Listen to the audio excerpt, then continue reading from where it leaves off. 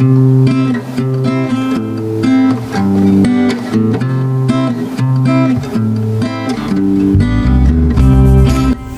mga ka-TikTok ni Poklan, nandito tayo ngayon sa loob ng Niagara College sa Daniel Patterson sa Niagara on the Lake. So kasama natin ngayon ay isang magandang binibini na si Shikaina.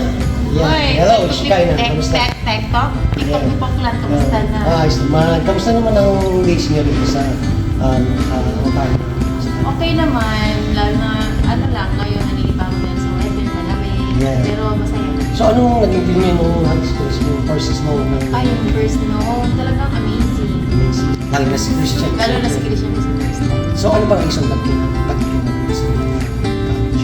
Ano, dahil dito nag-aaral si Christian. Kumukuha siya ng business course, kaya dito kami sa Daniel Patterson Campus. So paano ba ginawa yung process? Paano siya naka-interview sa Niagara? Ano, meron kami agency sa Pilipinas. Nagpatulong kami sa agency sa Airline Migration Consultancy. Tapos, binigyan siya ng options kung ano bang maganda. So, sinabi niya yung background niya. So, para mas mabilis na ma-approve. So, kailangan niya mag-take ng business course. Ano ba yun? Nag-entrance exam ba siya? Or Wala na. wala na? Straight na yun? Oo. So, kailangan niya lang isang when you are So ngayon nandito si Christian, so may class siya. Mamaya makakasagin natin si Christian. masak na din. So para mismo siya magte-testify na kung ano yung experience niya dito sa... Ilang taon na ba si Christian sa school? Wala pang taon. Wala pa isang taon? Mag-iisang taon pa lang. Mag-iisang taon. Pero ano na, tapos na siya sa first year niya. Okay. So next year, hopefully, God's will, gagraduate siya. I-graduate talaga, Oo. dapat lang. Yeah, dapat lang. Mahal. Okay lang naman yun, lahat naman nagsisimula sa ganun. At least nakakapag-adjust na kayo. Ang kaibahan lang kasi dito, akala nila madali kaysa sa Pilipinas. Pero meron ding mga subject na hindi na-punish. So kailangan talagang, kung nandito ka para mag-aral, mas priority mo yung pag-aaral kaysa work.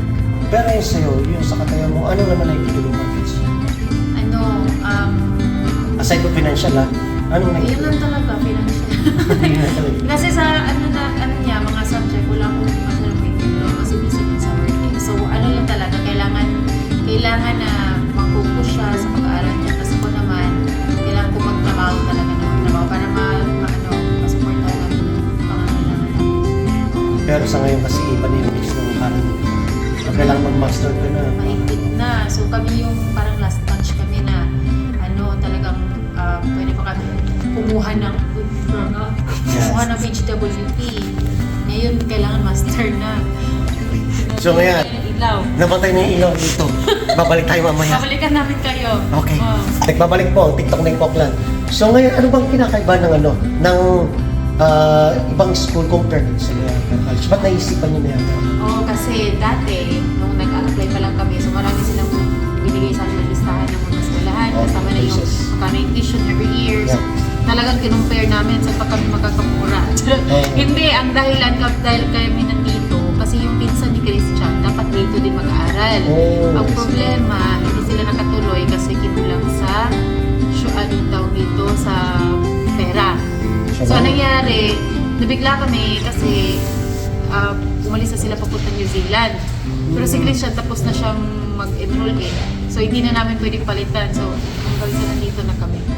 Dapat sana yung pinili namin is George Brown. Saan ba yun? Hindi ko alam. Sa Toronto. George Brown. Sana. Kaso mahal.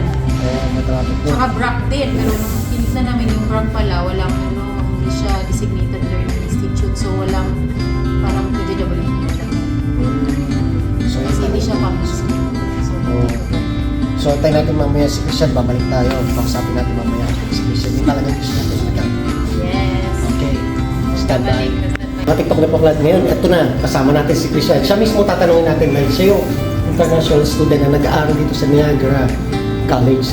Sa may Niagara on the Lake. Ano to? Niagara on the Lake. Campus Niagara.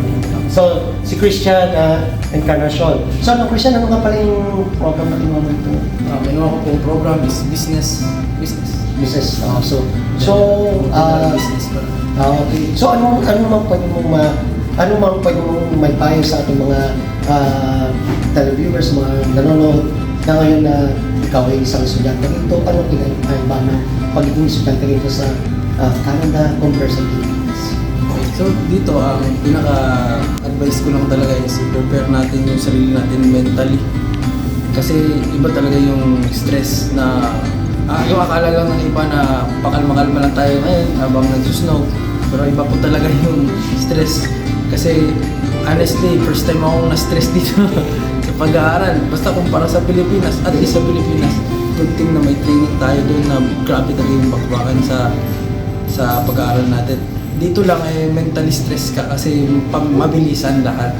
Tapos kailangan mo talagang tutukan lahat. Hindi ka pwedeng ma-distract sa work. Kailangan talaga balance yung gagawin mo. So, at the same time, ikaw ay nag-work. So, you're sa isang working student.